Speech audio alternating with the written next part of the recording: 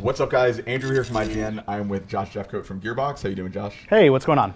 And we are looking at how Marcus saved Mercenary Day, which is the third Headhunter pack for Borderlands 2. This time Christmas themed, I believe. Yeah, sort of a little bit. We're actually going to start this one inside of Marcus's Mercenary shop. His shop is actually just off of the dust, so it's all deserty and sandy outside. So Marcus has a job for you to do. So he's had a little problem, so we're going to go talk to him. We're going to go see what's going on out there. Let's go get some work to do. So he's kind of got a little Christmas spirit on. He's got a dead tree behind him. He's not the most festive person in the world. But he's got some problems, so we're going to go help him with that. So yeah, we have a little toy train that we made. Yeah, that's that's very Christmassy. Yeah. See, it's just like Christmas. Don't shoot the train. Anyway, that took me like 4 hours to make. Anyway.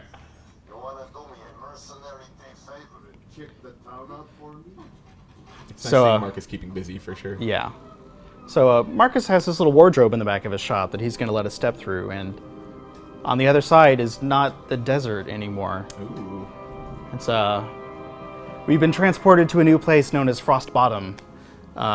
Suddenly we're at the southernmost tip of Pandora, as if by magic. As if it was a magical wardrobe. As if, perhaps. And you're not lying. Boo! So now we're down here in Frost Bottom. Marcus has a problem. There's a shipment of guns that he sent off to the people of Frost Bottom, but they never arrived. So we're going to be investigating that problem for him, and we're going to see what happened to the train shipment. So along the way, we're meeting a few new enemies. We have new Yetis here. They're very similar to the Bullymongs that you've known, but they got a few new twists going on here and there. But hopefully, once we get past all these Yetis, we'll see if we can figure out what happened to all the people that were here. And if they received the shipment, or maybe they didn't receive it, or even if the people are alive anymore. We'll find out. Excellent. Oh, man. I always love how the badass enemies are so much bigger and more terrifying than the typical ones. Oh, yeah. No, that was one of our biggest strengths with the Borderlands 2 tools. Allows us to really like crank the scale up on stuff and make all these cool variants and stuff with all these new behaviors. And of course, we love. the smaller versions. Oh yeah, we love building all that stuff. So we always try to throw some of that in there. So these are the town gates of a little town known as Gingerton, and it appears the town is frozen over.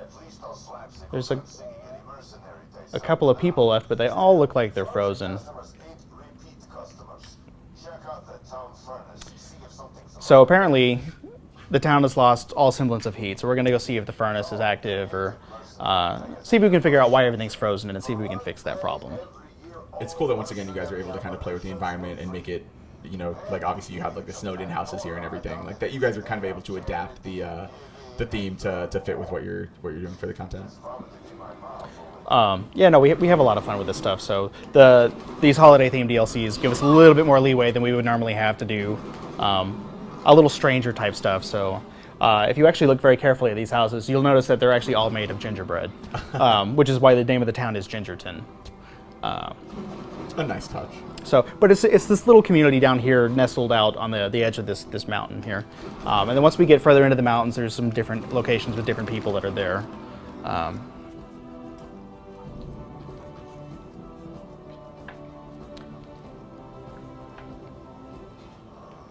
So we've gotten up here to the furnace. It's out of coal. Apparently someone's stolen the coal, and now we're gonna have to figure out who did that and see if we can get some coal back. That makes sense. So.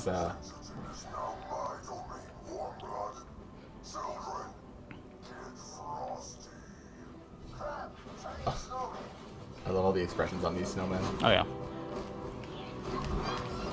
So, someone is controlling all of the snow here and has brought all the snowmen to life. You're going to see a lot of these little snowmen. So these are a brand new enemy for the Christmas DLC we've got going on here. They're a lot of fun.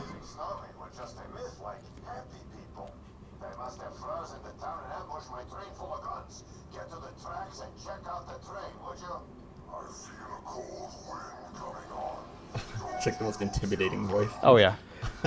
Yeah, the voice you hear there is Mr. Tender Snowflake. So he appears to be the one that is frozen over the whole town. So I bet we'll be seeing a lot more of him later. Probably. Interesting. A bit of foreshadowing. Yeah. And behavior-wise, or would you say these snowmen are similar to anyone, or are they aggressive? They Well, they're a brand new enemy just created just for this. So they have different ones actually have different types of attacks, and you'll see a lot more of the snowman behaviors the longer you play. And then once we get into the big finale, when you meet Mr. Tender Snowflake, he has a lot of custom stuff that was built just for him. He's one of the most unique enemies we've ever made in Borderlands. Awesome. Yeah, and it's cool. I like to just point out every time for anyone not familiar with the Headhunter packs, the idea here is that you will eventually come to some sort of boss, and you're basically fighting to earn their head. As you complete those missions, you'll get a special head and skin. And yeah, I am definitely excited to see where this one ends up. And that was a snow bandit. Is that just kind of a new kind of theme for? Yeah, everything here is all snowy themed. You see, there's some Christmas presents scattered about.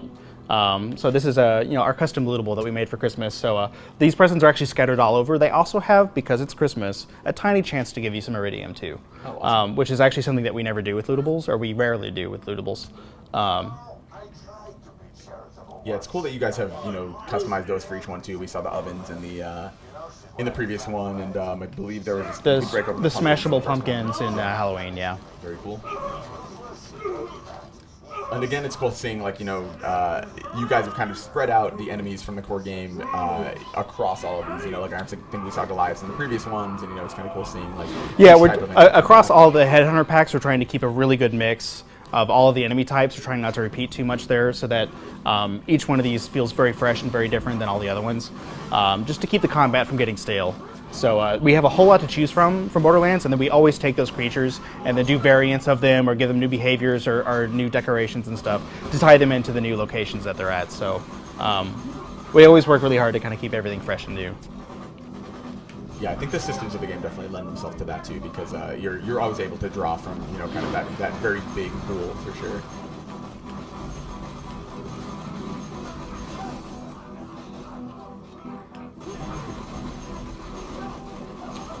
So you'll notice that there actually are a lot more bandits in this area, and we'll actually find out why very soon. Up here in this upper region, we're really far away from Gingerton. So Gingerton is sort of a gated community, as you will. The houses are all very, very nice and very delicious. But here, everything's just these kind of crappy wooden cabins. This is where the not nice people live, in this area of Frostbottom. Gotcha. The Frostbottom slums. Yeah.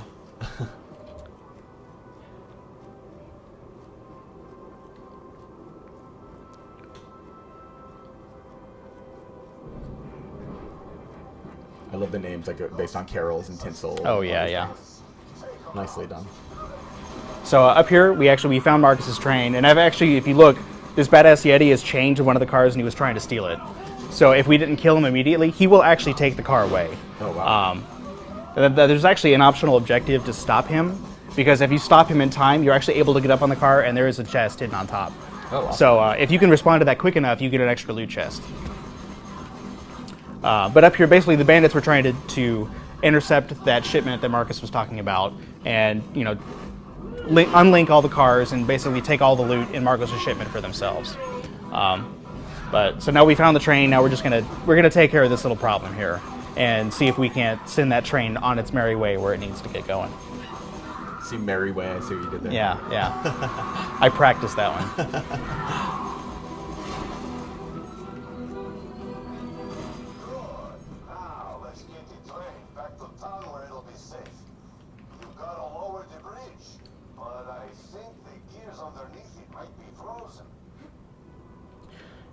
So the first problem in actually moving the train is going to be the bridge that we have that James is currently ignoring.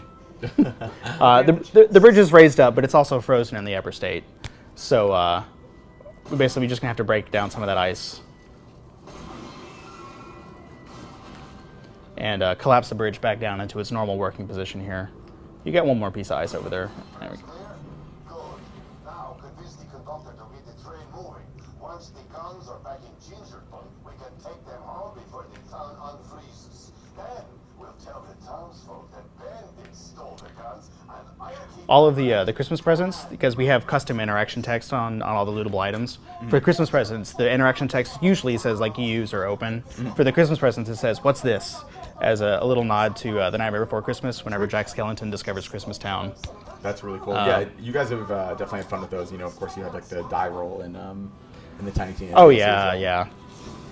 It's really fun to interact those little things, just little bits of flavor here and there to kind of make things a little bit more exciting. Yeah, and it's really cool looking back across how Borderlands has changed. I mean, even such simple things like that since the core game, you know, especially as we're more than a year out at this point. Yeah. So you see here, there's a couple of giant snowballs coming in from the west. Someone's not happy with the train moving right now. But they're going to stage a big ambush here for the train, and I think this is where we're going to draw to a close. Sure, yeah, for sure. We'll kind of let people see what happens from this point on. Well, awesome, Josh. Thank you. I appreciate the time. Absolutely. And for everything you need to know about Borderlands, keep it locked to IGN.